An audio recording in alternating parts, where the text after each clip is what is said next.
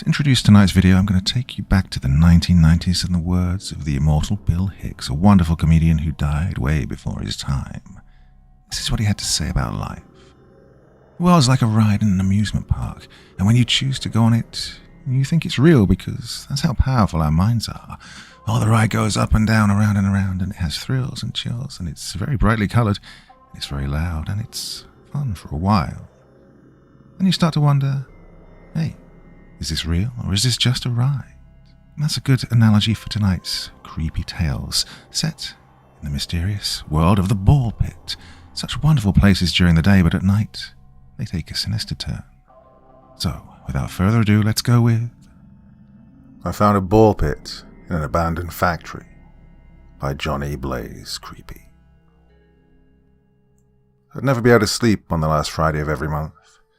Anticipation-induced knots twisted in my stomach, only to be amplified as my sister and I started mapping out our journey through the Wonderbarn play place. Between episodes of TV and any games we could get our hands on, we'd grab a piece of paper and draw our path. Okay, Howard, we start here. My sister pointed at the crudely drawn rectangle which was supposed to represent the animatronics show. Our trip would always begin there, 9 a.m. sharp, so we could sing along with the wireframe barn animals as they danced back and forth along the rails on the stage. After that, her pencil traced upwards on the page to a bunch of smaller rectangles. We moved to the games. The more time we have to collect tickets, the better our chances of getting the plane. My 7-year-old eyes widened.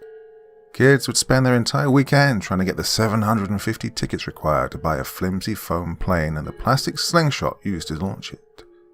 We were no different. Finally, and if we have time, my eyes widened in excitement. We'll end the day in the playground. Oh man, I love the playground, I yelled excitedly. The playground was the highlight of the whole trip. After taking a break to eat pizza, we'd sprint our little legs into the brightly coloured jungle gym. It was sprawling and had many crisscrossing tubular slides, a climbing wall, and, most importantly, a massive ball pit. Hundreds of thousands of small plastic balls, bright reds, blues, greens and yellows flying every which way in the soft foam chamber. Little mesh nets extending from all sides to make sure no balls got out. Hey, Howard, you good? Phil leaned forward and tapped me on the shoulder, jolting me out of my stupor. I noticed a stinging sensation on my hand. The liquor had fallen into my raw cuticles. Hey, your hands are shaking again. Here, let me top your glass off. Phil grabbed the bottle of Jameson and refilled the missing liquid. I nodded in thanks and gulped the entire glass down. I pulled out an orange bottle and dropped a rectangular pill into my mouth. Want one? I offered, handing the bottle to Phil. He raised his palm. Oh, no thanks, man. I'll stick to the booze. I tilted my eyes to face Phil. This was the first time I really looked at him since he'd entered my house. 3 deep wrinkles lined his forehead. The bags around his eyes had deepened tremendously since that day. His head was almost entirely bald, except for a few thin brown strands. His pristine white t-shirt could barely hold his bulging gut. You look like shit, I stated plainly. He chuckled. It's good to see you two, Howard. How's the family? You mean how's Alina? I corrected. Oh, she's fine. Still nice enough to let me stay here. I motioned at the small basement room. Still rent-free? He asked, raising his eyebrows. Ah, fuck off, man. I mow the lawn. I cook sometimes. I earn my keep okay.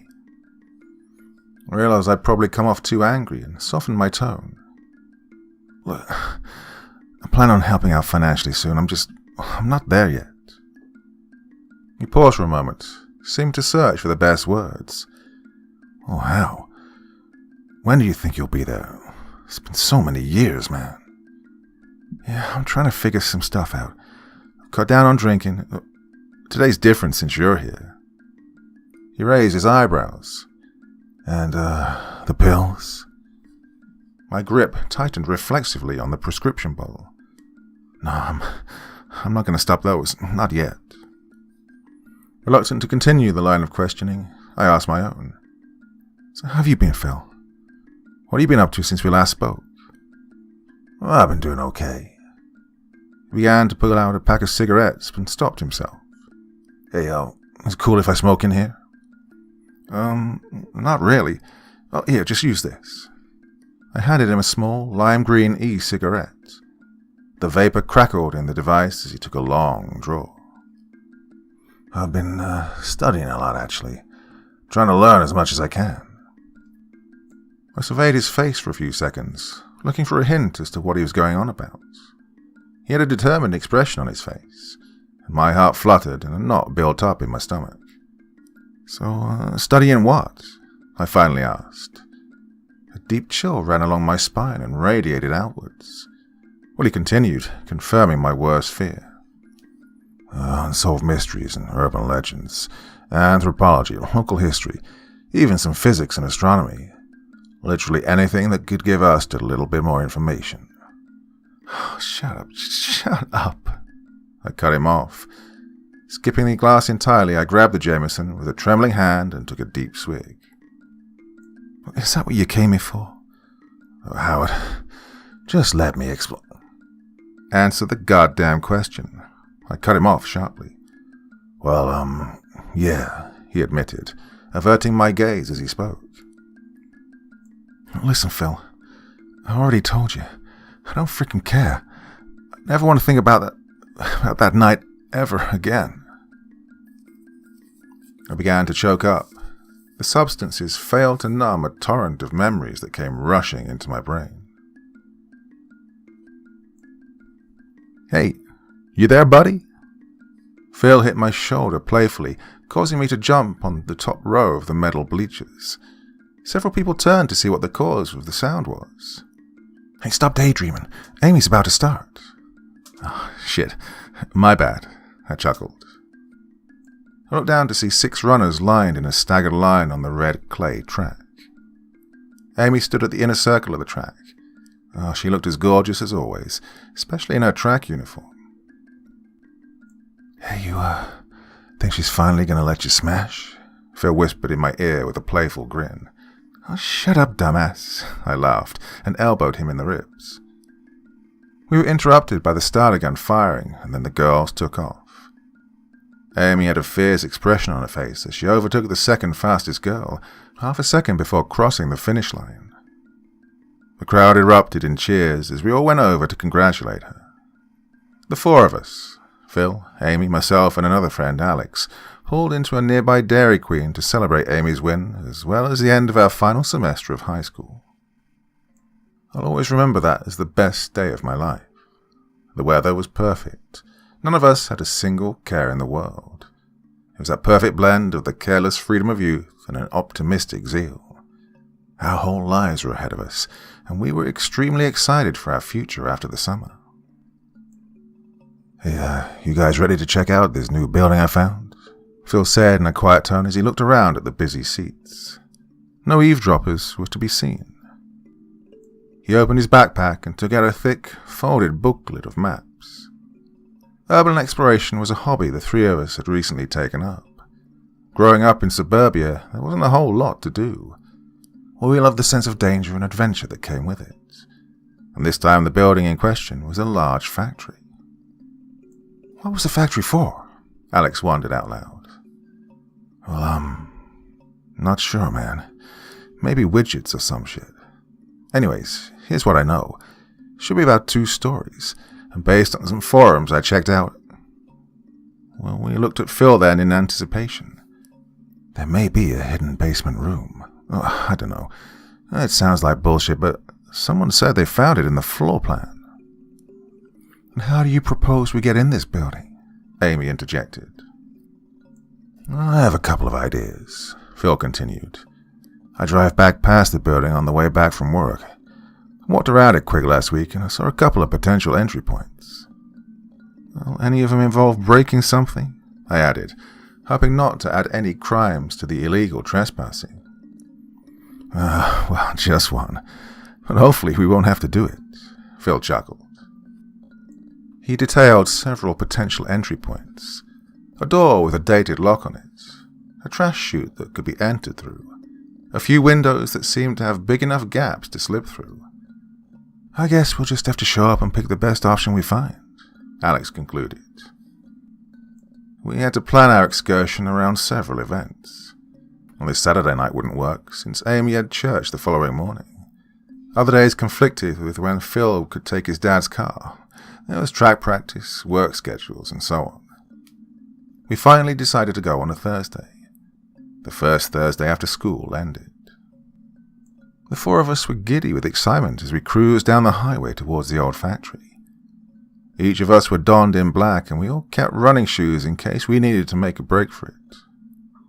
Our bags were loaded with gear, a first aid kit, flashlights, candy, and a few tools. We cut the car's lights and parked it in a nearby lot, 1 or 2 blocks away. We walked around the building in the still summer air, searching for a way in. It was Amy who noticed the cracks in the windows that were just big enough for her to sneak through but wouldn't grant the same luxury to the rest of us. Not wanting to risk getting sliced by glass, we kept moving. "Hey, what about this?" I whispered as I walked to the front door and gave the knob a jiggle. It didn't budge. As we neared the garbage disposal chute, we noticed a small gap separating the chute from the ground. It was about 18 inches wide, just enough for us to slide into. "Looks like it's just a piece of wood covering the space in that hole," Amy suggested. I shimmied on the ground until I was face to face with the piece of plywood. Giving it a small push, I noticed some give. "Guys, check this out." I pushed harder until whatever was blocking the wood slid out of the way, allowing me to push the whole piece off. I crawled up and jumped down into the building. I shivered in the pitch darkness and clicked on my flashlight. "Hey guys, hurry up. It's creepy in here," I whispered.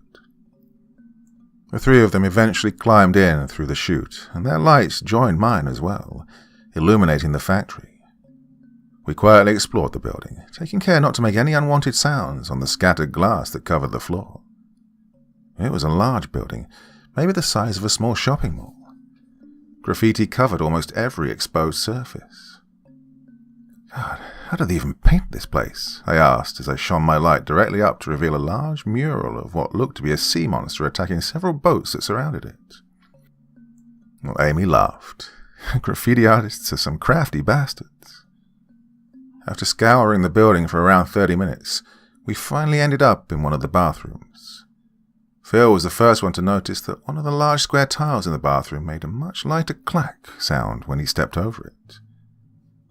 "Hey, you guys think this is the hidden basement?" he whispered excitedly. Though slightly reluctant to break the building anymore, I figured no one would care at this point. "Well, there's only one way to find out," I shrugged. Phil and I used a crowbar and small screwdriver to make several large cracks in the ceramic tile while Amy and Alex stayed outside, making sure to watch for any signs of police or other trespassers. Every thud echoed in the large building, causing us to cringe with each strike. We finally broke off a big enough piece to reveal it. Phil gasped. "Holy shit, it's a trapdoor. Hey, Amy, Alex, get over here." We all stared down into the square hole and the ladder that stretched into it. The first thing I noticed as I descended the ladder was the smell. A strange mix of sulfur, some type of metal, and a touch of sweetness flooded my nostrils. "Hey, anyone else smell this shit?" I asked as I covered my face with my hand. It wasn't a bad smell. In fact, it was almost pleasant. It reminded me of the smell that came from my garage when Dad was working on a welding project. However, the strength of it was overpowering and was beginning to give me a headache. The 3 of them coughed and nodded in agreement. A feeling of gnawing discomfort slowly began to grip me. "This area's giving me bad vibes," Alex whispered. "Let's just check it out quick and get out of here." We walked down the much smaller space into the basement. Shining our flashlights around to see there wasn't a spot of graffiti, it looked like no one else had a chance to check this place out. The basement section was a lot smaller than upstairs, maybe half or a quarter of the size of the main room in the factory. We had no idea what the purpose of the plain concrete room was for. Our beams of light washed over the empty room to reveal, well, not much of anything. After about 2 minutes of walking, my flashlight hit something. "Guys, what the fuck is that?" Phil asked slowly as his eyes focused on what was in front of us. And what we saw was a ball pit. And not just any ball pit. The exact one from my childhood. This is from the Wonder Barn, right? I stuttered, the sinking feeling hitting my stomach twice as hard as before. My friends gasped in astonishment as we stared at the brightly colored plastic balls, foam enclosure, and the net holding everything in. "Yeah, it definitely is. Has the same shape, same color. Jesus, what's it doing here?" Alex asked as everyone but the two of us took a few more steps towards the pit. "This is giving me a really bad feeling. I think we should..." I started before Amy cut me off. "Oh, come on now. Let's just check it out real quick." Phil nodded and started to follow Amy, leaving Alex and I nervously tailing the group. "I swear to God, this has to be identical to the one from the Wonder Barn," I repeated, unease building in my stomach. "Oh, that's too creepy. I don't think I want to know why it's here." The uncanny state of the ball pit continued to weigh on me. It was as if someone ripped my exact memory of the ball pit from my childhood and placed it here. The same nets, same colored balls, even the same foam padding. "Dude, it's fine. I'm sure there's 100 ball pits just like that one," Phil muttered in my direction in a futile attempt to quell my anxiety. "Let's just take a quick look, and then we'll be on our way." The strange smell only grew stronger as we made our way towards the pit. I scanned the rest of the room for any signs of a play area or other clues as to where this thing may have come from. I couldn't find any. The sheer absurdity of the sight sent shivers down my spine. The dingy basement in the abandoned factory, the pristine ball pit just sitting there in the dark. It was as if it was calling towards us, daring us to find a rational explanation for its existence. We finally reached the pit. I could see a Velcro patch that connected a small gap in the net. It was designed for a small child, again exactly the same size and shape as my memory of the ball pit from my childhood. Well, before I could stop her, Amy had climbed up the top of the pit and begun to undo the Velcro. "Amy, stop!" I yelled in a panic. My hands were beginning to shake as a primal anxiety welled up inside me. Alex agreed as well. "Yeah, he does have a point, Amy. Anything could be in there, like razors or rusty nails or something." Even Phil began to grow uneasy. "Amy, chill. We can use a stick or something to poke around in it first." Well, Amy just shrugged and chuckled. "Guys, it's fine. I'll just stick my feet in for a second." And with that, she opened the mesh net and kicked her legs into the pool of brightly colored plastic balls. Immediately, she began convulsing. Her whole body started to shake violently, and her eyes rapidly shifted involuntarily. Her whole body fell into the ball pit, sending several plastic balls flying upwards. The three of us flew into action. "What the fuck?" I screamed as I reached the net and tore it open. Alex and Phil were right behind me. We managed to pull Amy out of the ball pit by her arms and laid her down on the cold concrete. Her eyes had begun to roll back in her head and red foam started to pool in her mouth. We had no idea what was going on and were in hysterics for several seconds. Just as fast as the seizure had started, Amy stopped convulsing and began to lift her torso up while wiping the foam from her mouth. "Amy, what the fuck happened? Are you okay?" I stammered while holding her. Her eyes looked right through me. They were glassy and showed no sign of recognition. She began to speak in a quiet monotone. "Local. Group." I gave her a small shake. "Hey, Amy, are you okay? Come on, snap out of it." She retreated at my touch and scooted a few feet away from me. Amy, what the hell happened to you? Alex and Phil asked frantically, almost in unison. Well, she just ignored us all. Virgo, she said between deep breaths, as if she was trying to calm herself down. What the hell does that mean? I stammered. She ignored me again and whispered something in a voice so quiet I could hardly manage to hear it. Laniakea. She then bolted upright. Amy, we called to her, but it was too late. She screamed into the air. There's no beginning. There's no end. As she turned and started sprinting away. Amy, we screamed again, following her with our flashlights and trying to catch up with her. It was too late. She'd reached full speed, lowering her head. We screamed again as we heard the ear-splitting crunch of her head connecting with the thick concrete wall. We all ran as fast as we could to catch up with her. She lay there, still except for an occasional convulsion. Her head was tilted in a horribly unnatural angle as a deep red pool of blood started forming underneath her. Any semblance of an adventure had disappeared. The three of us bolted out of the building in a panic, moving as fast as we could while holding Amy's limp body. We stumbled out of the front door, which was unlocked from the inside, and I dialed 911 as fast as I could. The officer kindly noted my entire statement. The urban exploration, the hidden basement, and the ball pit. His eyes seemed kind, almost as if he believed my ridiculous story. When he'd finished writing his notes, he lifted his eyes to meet mine with a solemn expression.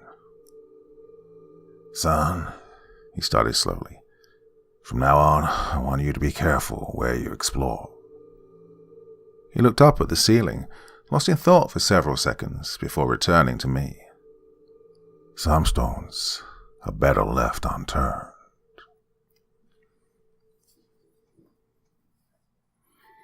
Phil remained silent for a long time, as if searching for what to say next.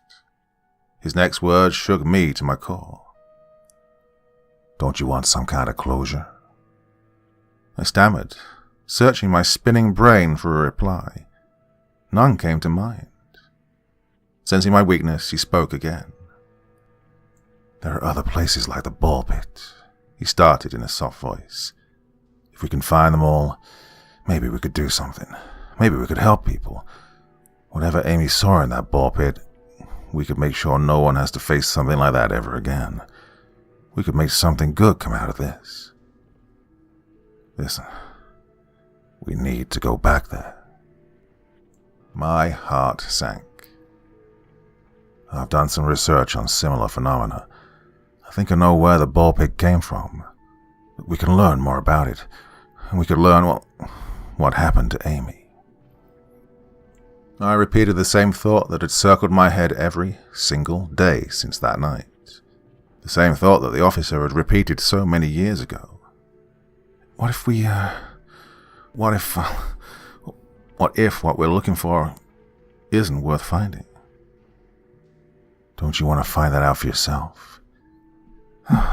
Fuck. I kicked my small desk table over, scattering an assortment of ashtrays and boxes of old food all over the floor. He was right. I needed to find some closure. What if I could learn what had happened to Amy? Maybe I could finally lay my trauma to rest and move past the events of that abandoned building. But I was so scared. The pain of that night ached in my bones. How could I bring myself to confront that nightmare again? Right. How do you want me to help? I muttered in a defeated tone as I sat back down. I can come back tomorrow after you've sobered up. Here, Howard. He handed me a piece of paper with his phone number. Give me a call when you're ready. And, thanks. I can't do this without you, man. He gave me a small pat on the shoulder and then stood up to make his exit from the basement. I sat in that seat for hours after that, weighing my options. I could continue my days in misery, drowning out every emotion with drugs and alcohol, or I could join Phil. I could try and find the truth. A truth so horrific that Amy couldn't stand to bear it for another second. I woke up the next afternoon, an ear-splitting migraine reminding me of the previous night. I immediately fell into a panic. No substances to level out the fear and sadness that flooded back into me as I remembered my conversation with Phil. I prayed our entire conversation was just some hallucination conjured out of my drug-addled mind. But all those hopes vanished as my bleary eyes scanned over the folded square of paper that Phil had left. Amy's last words began ringing in my head as I picked up that paper. "There is no beginning. There is no end." I picked up my phone and dialed Phil. He seemed relieved as he heard my voice on the other end. After a short conversation, I came to learn a little more about his research into the ball pit and similar phenomena. I have my own ball pit. My eyes widened in shock at Phil's words. He continued, "I think everyone does. It's hard to know exactly what this thing is, but whatever it is, it's otherworldly. My current hypothesis is that these things are portals to other dimensions." I laughed at his words. That concept seemed unbelievable. "Phil, you can't expect me to believe that, right?" I chuckled. "Right? How do you think a ball pit from your childhood memory appeared in the middle of a freaking abandoned building?" Well, I had no answer for that, so I let him continue. "My working theory is that whenever one of these portals appears, it causes a micro rift in space-time. Maybe it somehow pulled your childhood memory out of your head." I held the phone in silence for a long time. Phil continued. "I had a very similar thing happen to me. For me, it was my study hall classroom from middle school." "Where was that?" I asked. "It was deep in a forest many years ago. They seemed to pop up in secluded areas, random places forgotten by society." "So, why are you coming to me with all of this? Why didn't you reach out to Alex?" "Well, I haven't been able to find him anywhere," he admitted. "It's like he fell off the face of the earth. As for you," he continued, "well, I just couldn't go back there by myself." "Are you asking me to go back to that frickin' place?" I yelled, distant memories returning to the surface. I heard him let out a deep sigh through the phone. "Could you do it for Amy?" We met up around dusk the following day. While the sense of loss was palpable, I could feel Amy's presence was missing. I forced myself to stay calm and focus on the goal, return to the ball pit and find any leads on what might have caused Amy's breakdown. I jumped in Phil's car and we began to drive. The same drive from all those years ago. The car was silent, allowing us to both stew in our own despair. Phil tried to lighten the mood several times with his trademark humor, but his jokes just felt lifeless. I knew he sensed my mood and acquiesced to driving the rest of the way in silence. It was nighttime by the time we ended up at the building. It'd be hard to describe it as a building, though. Broken windows and graffiti had been replaced by steel and concrete rubble. Phil saw my face as I looked at the demolished pile in front of me. "Yeah, this place was condemned by the city a long time ago. I think we should still be able to find some clues. Maybe the entrance to the basement is still accessible." I nodded, wordlessly mourning the loss of innocence this place represented. We trudged through various piles of rock, careful to avoid any exposed shards hidden in the rubble. The faint smell we'd previously experienced only grew stronger as we got closer to what used to be the building's bathroom. The sulfuric, metallic odor instantly transported me back to our first encounter with the ball pit. I whispered at Phil to stop and doubled over. I took several deep breaths and forced myself to calm down. A few minutes later, we'd made it to the area where the trapdoor had been. Based on the way the building had collapsed, not much rubble covered the door. After heaving several heavy wooden beams and a few bricks and other scattered pieces of rubble, we finally were able to grab the handle and force the door open.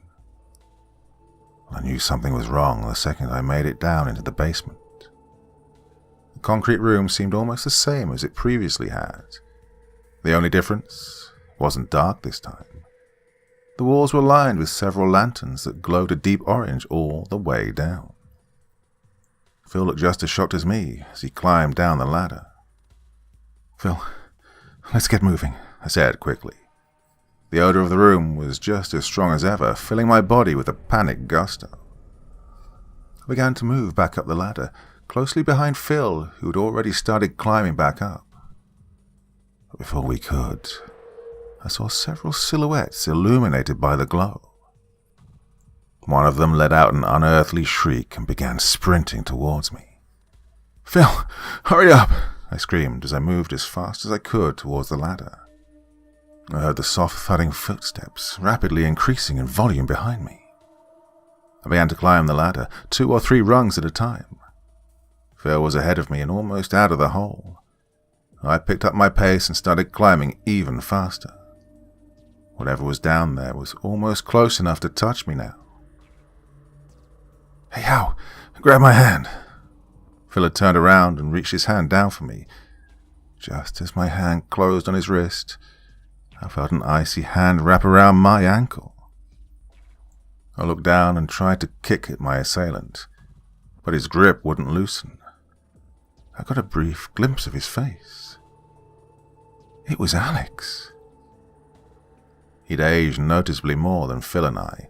His skin was pale white and his hair was nearly silver.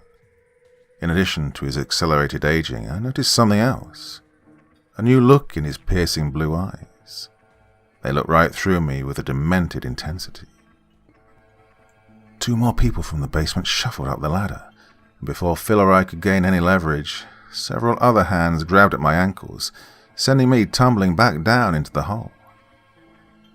"Alex, what the fuck are you doing here?" I screamed as I was carried deeper into the basement. I looked at the 4 people holding me. 2 men and 2 women, all dressed in white pants and a white shirt. He didn't respond to me. I tried to kick and scream, anything to resist my capture, but it was useless. I was outnumbered and my attempts to escape were useless. My cries to Phil were met with deaf ears as well. Another man, tall and also clad in white, walked past us, presumably to close the trap door or capture Phil as well. My fear grew as we neared the ball pit. 2 other people opened the mesh net, awaiting my arrival. The acrid stench of the room was nauseating. Fear flooded every inch of my body as I remembered Amy's brief dip into the pit. Before long, I was face to face with the multicolored plastic balls, ripped directly out of a childhood memory and relocated into our world. "Behold!" Alex shouted, before his 4 followers threw me deep into the pit. I felt a sense of weightlessness as my body displaced hundreds of shiny plastic balls. I can't explain what happened after that. My comprehension of the events and the words I could use to describe couldn't even begin to do it justice. The overwhelming sensation of awareness was unbearable. More information than my brain was able to process poured into my head at light speed. I learned about the planet we call Earth, its solar system, surrounding galaxies, supergiant stars, black holes the size of 1,000,000 suns, an unfathomable scope. An abyss that stretches deeper than consciousness, an abyss that humanity lazily floats on the surface of, blissfully unaware of what's beneath, ready to swallow everything we've ever known in one gulp. I prayed for ignorance to fill me again as I looked out into the alien horizon, shining a color that doesn't exist. There was no end to it. It just stretched and stretched and stretched. I wanted to gouge my eyes out just to stop seeing it. The most horrifying thing of all, this was just a minute glimpse of this boundless void. The next thing I remember was slowly waking up. In my depleted state, I couldn't do much except look at my surroundings with apathy. Small, colored plastic balls were scattered across the basement floor. Thousands of them, enough to fill up the entire room with their rainbow. I saw a few of my kidnappers, their heads barely visible over the surface of plastic balls. I stepped forward, scattering hundreds of the balls with each step. I noticed their eyes were missing. There was no blood, no sign of any injury, just hollow craters. And that sight seemed to shake me out of my daze. I wasted no time breaking into a sprint as fast as I could out of that basement, tearing through the ocean of plastic with my eyes tunneled exactly in front of me. I never even looked back to see what happened to the ball pit or whoever those acolytes were, or even what happened to Alex. Nothing mattered except escape.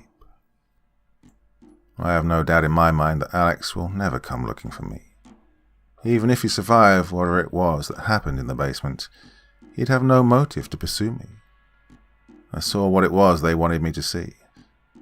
And as for Phil, I haven't heard from him since that night. I assumed he ran as far as he could and never looked back, but I don't blame him at all. I know I would have done the same if we'd switched places. And I don't need to see Phil ever again to know we have an unspoken understanding. The second we opened the trapdoor in that cursed building for a second time, well, I was right. Our world is a massive place, filled with unexplored frontiers, realms that stretch further and deeper than we can ever imagine.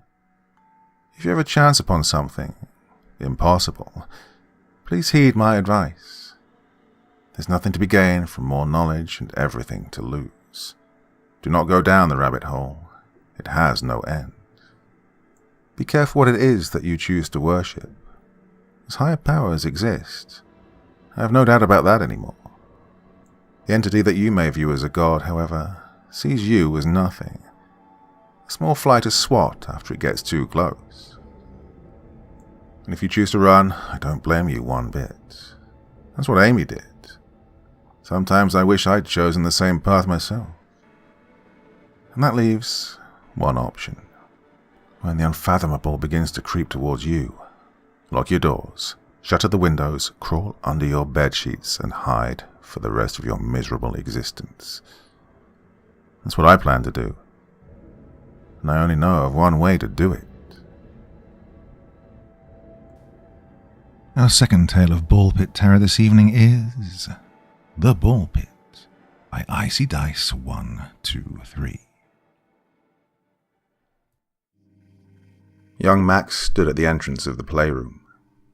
Before him was an entire area full of loud and belligerent children, running and screaming in every direction. Some of them went up and down a plastic slide connected to a larger jungle gym. Giggles of joy came from all over the room, but they occurred most of all in the ball pit. The ball pit was a rather large tub full of multicolored plastic orbs, cluttered with small children splashing around. Max didn't particularly like other children, but his mother told him to make some friends. Max slowly descended into the pit, with a frown on his pale little face. Almost immediately after entering, a small boy tossed himself onto Max and sent him tumbling into the center of the arena. Max resurfaced with a scowl painted on his lips. It wasn't long after the initial accident that more kids fell back into Max. He placed his arms over his face, but to no avail. He felt the children fall onto him, shoving him further and further down. Max was frantically squirming at this point. He attempted to scream, but all that exited his lips was a soft groan as the ball pit and children sandwiched him together. He felt his face strain as his muscles tightened due to the lack of oxygen he was getting. Max was shoving and clawing at the pile above him now. The weight of the kids combined began to take its toll as an insurmountable pressure was forced onto Max. His body began to stop fighting the pressure as Max's arms and legs went limp. Their weight and the sheer number of rubber balls in the pit was preventing him from breathing, and he felt some kids knee and elbow him in the face. He could feel himself losing consciousness. He could feel himself drowning. His eyes fluttered before he completely blacked out. A strange sensation shot through Max's body as he woke up. His head was pounding, and a high-pitched ringing sound filled his ears. He soon after rubbed his head and regained his composure, happy to be able to breathe again. He allowed his fingers to run across the surface below him. He seemed to be on a moving platform of sorts. Max sat up in a daze and looked around, confused by what he saw. He wasn't sure how long he'd been unconscious. He yawned and stretched his arms out before grabbing the rail next to him. He was on an escalator, slowly moving downward.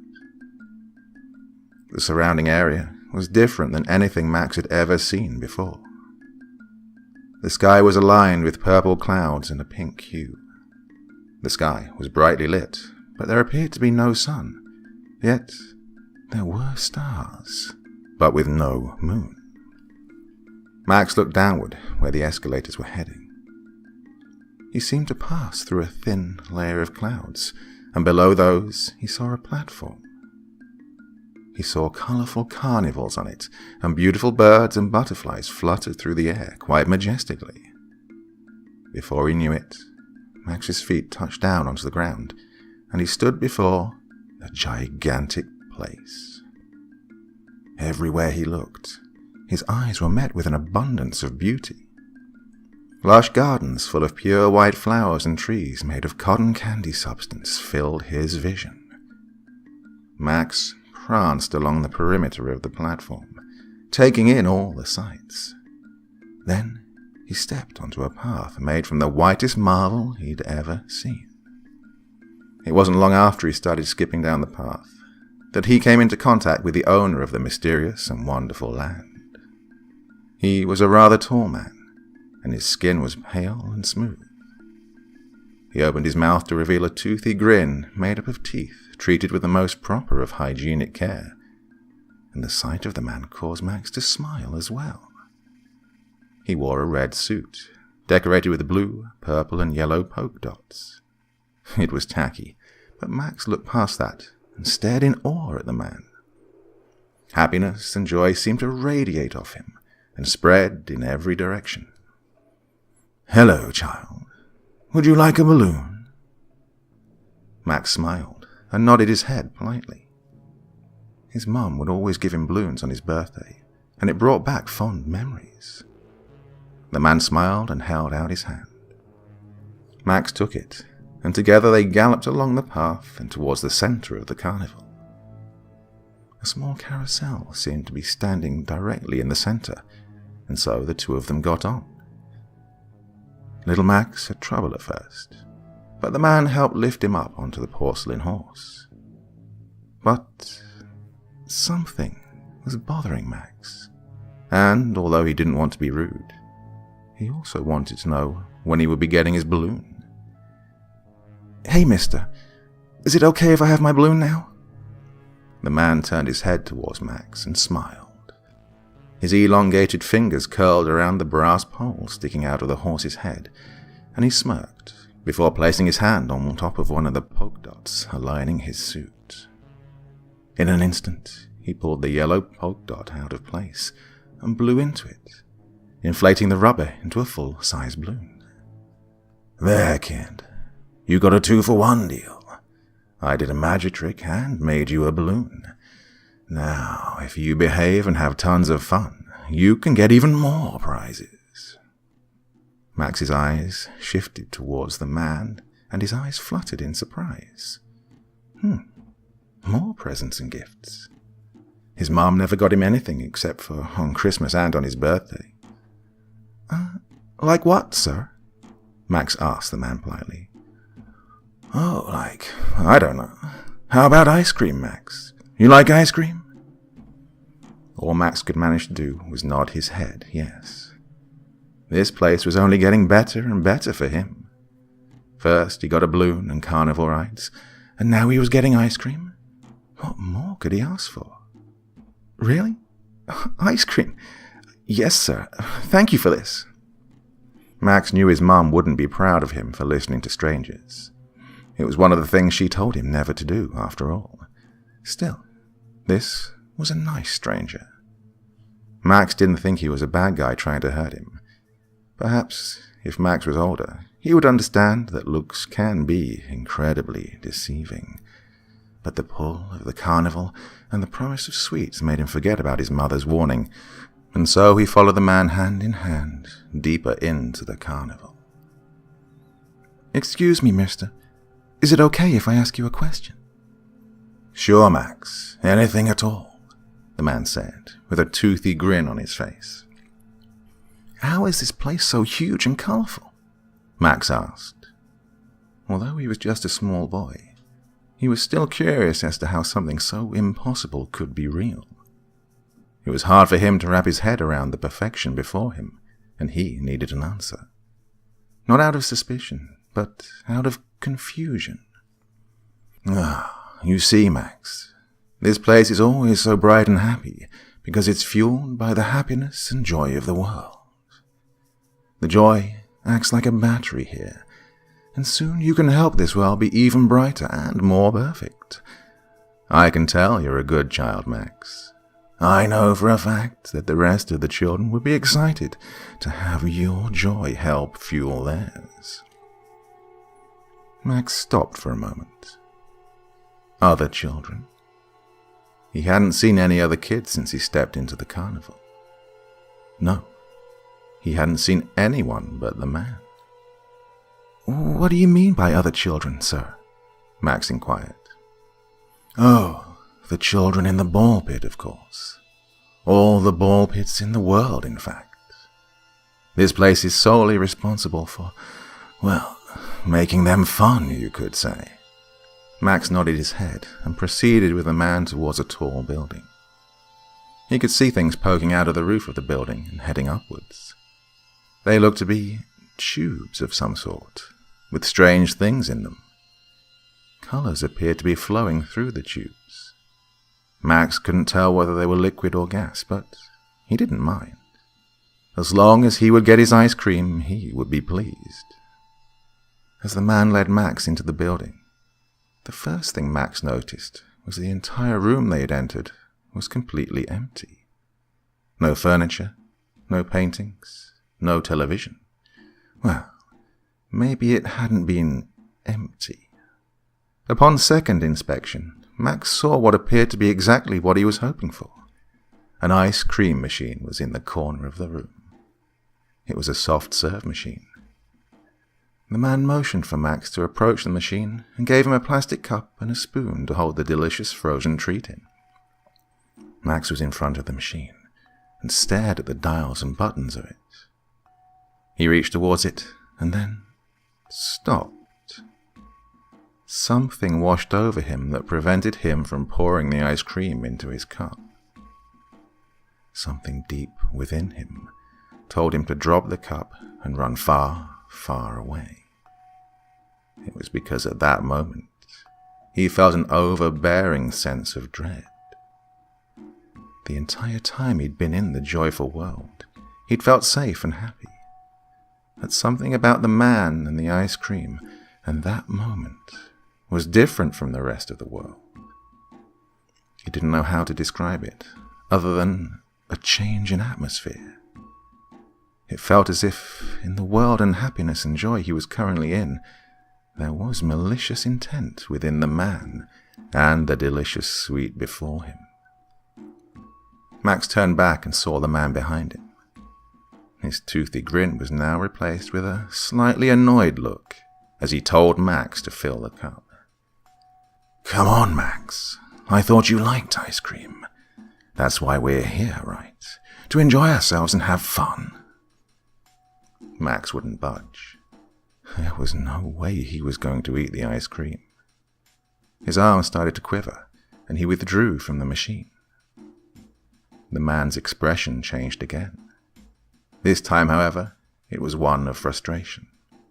He placed one hand on Max's shoulder and used the other to grab his arm. He squeezed tightly, and his voice was different. The previously cheerful tone he once held was replaced with anger. His teeth were clenched.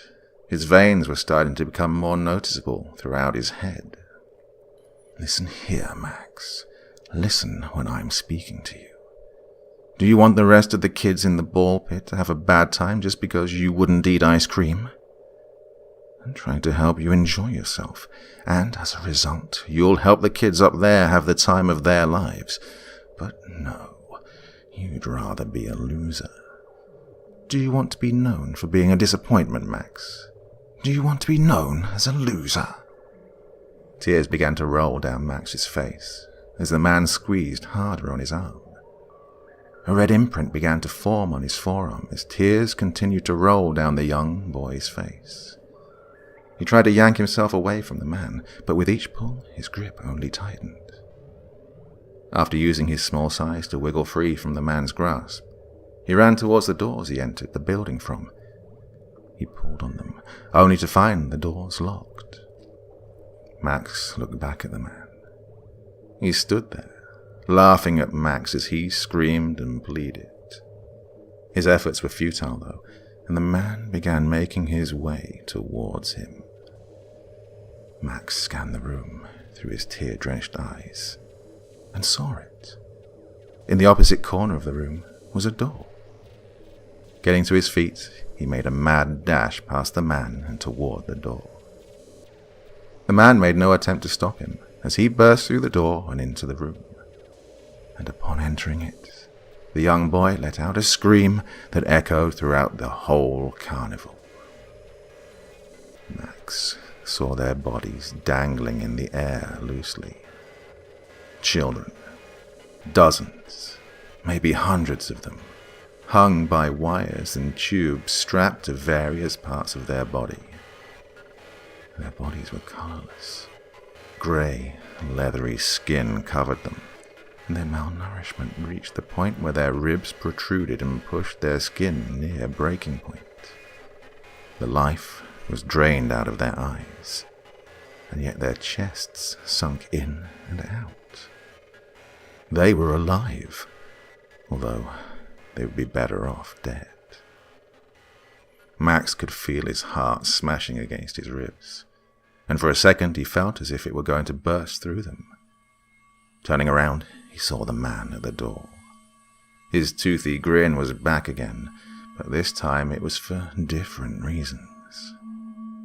Max stepped backward and into the entanglement of kids who swung from the ceiling. The man followed after him, and they both made their way through the grey children, the man hot on his trail. Max could hear the man only 10 feet or so behind him. He was stronger and faster than Max, moving through the bodies with ease. Max knew he had to do something, and fast. Thoughts raced through his mind, but in his panic, he somehow found a moment of clarity to think. The children's feet were only a foot above the floor, and with Max's height, he could drop down and view the surrounding area. He got down on his stomach and saw the man's feet moving towards his direction. He silently crawled in the opposite direction and did a loop around the man before standing back to his feet. He made his way towards the door he'd entered the room from. He knew that if only he could exit and make his way towards the escalators, that he would be safe. And so he waded through the bodies and towards the door. He ran through it and was soon in the ice cream room. The door that was locked was made of glass, and although he hadn't had the time to break through it before, perhaps the man's wild goose hunt would buy him time. Max began to kick the glass of the door harder and harder as the glass cracked inch by inch. He knew the man had heard him because the sound of footsteps was now coming in his direction. He kicked and kicked, and soon the glass was almost shattered. The sound of footsteps was at the door across the room now, and with one last attempt, Max kicked through the glass and climbed through the small opening. He started running away from the building, only looking back once, and he was about 50 yards away. He saw the man bend and contort his body to fit himself through the child-sized hole in the door. Even from a long distance away, Max could hear the cracking of bones and the twisting of joints. They almost seemed to echo through the world he was in. The man was chasing after him again now, his long legs traveling faster and farther than little Max's legs were capable of carrying him. Max looked up at the sky. The once purplish clouds had now turned grey. The whole landscape was having its colour sucked out of it and replaced with grey. The same grey as the children he had seen. Carnival rides and decorations crumbled into dust as the man yelled from behind at Max. This is what this world turns into when a child's joy isn't put to good use. Is this really what you want, Max? Do you want this world to burn? Max didn't look back. He just kept running. To think that all the ball pits in the world were fueled by this place. It was spread out just enough to take children away, but not so widespread that it caused the closure of restaurant play areas and other places with the pits. The Ferris wheel fell off its hinges and crashed down onto the ground below it. The carousel horses were charred black, as if they had been burned, and the rides ceased movement. The air was filthy and filled with smog, and the flower beds and gardens died, leaving behind withering vegetation and chipped wooden fences rather than the painted ones Max had seen upon entering. But Max held on to hope, because in the distance he could see the escalator, and he heard the kids in the sky playing in the pit. The man was gaining on Max, and with every step, Max grew more and more tired. What started out as a 50-yard head start was now only a 20-foot distance, but Max was determined to avoid the fate that the other kids had met. He only had 10 more yards until he was upon the escalator. He was so close to the railing that he could extend his arm and touch it. He felt the hot breath of the man in the suit behind him, and with that Max lunged onto the escalator. He felt the man's slanky fingers wrap around his ankle and pull. Max looked back and saw the man. His entire appearance had changed. His suit was stained and tattered, and the previously bright colors were now dull. His hair was neat before, but was now a greasy mess of white. His skin was deteriorating and rotting, and he smelled of death and disease. He was showing Max what the world would look like without the joy and creativity of children. How it fell apart and plunged into darkness and decay. Max was more determined than ever to get back to his world. He reared up his other foot and stomped down on the man's head, crushing it between his shoe and the hard metal escalator step. The man screamed out in pain and looked up at Max, his face full of hunger and malice. You can't escape, Max. I'll have your spirit and your energy, and you'll help fuel this world just like all the rest of the kids. Max reared up his foot and kicked the man directly in the eye, sending him tumbling down the steps and into the world below. In a hurry, Max raced up the steps and towards the heavens. He only looked down when he was near the top of the escalator, only to see the man at the very bottom. The world was back to its usual colourful look, and the man waved at Max from below. Although he wasn't sure, Max knew that the man had the same toothy grin he'd always had. Looking back up at the sky, he ascended past the clouds and felt the texture of the plastic orbs. He heard the sound of kids playing in the pits, and he made his way upwards to the top. Max felt the edge of the ball pit and climbed out, absolutely exhausted. He watched all the kids swarming in the pit like a bunch of animals, ignorant of what lies below. And as he watched the kids play in the pit, he did notice one thing in particular. The pit seemed different than it had before. He didn't know what it was. Something about the color of the balls seemed more vibrant since he'd last seen them.